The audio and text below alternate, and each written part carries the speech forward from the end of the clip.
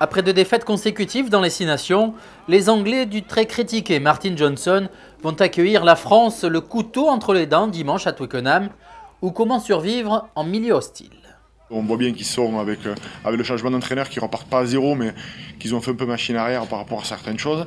Ben voilà, faut faire attention parce qu'une fois qu'ils vont faire machine avant, et ben ça peut faire mal. Donc faut espérer que ce week-end ils continuent on va dire à pas trop avancer, ni à reculer, mais voilà, il va falloir être prêt à une grosse confrontation. Toutefois, parmi les points forts anglais, la relance et le jeu frontal direct des joueurs à la rose. C'est un jeu très direct qui s'appuie sur le paquet d'avant avec une passe, voire 2 passes, jamais plus.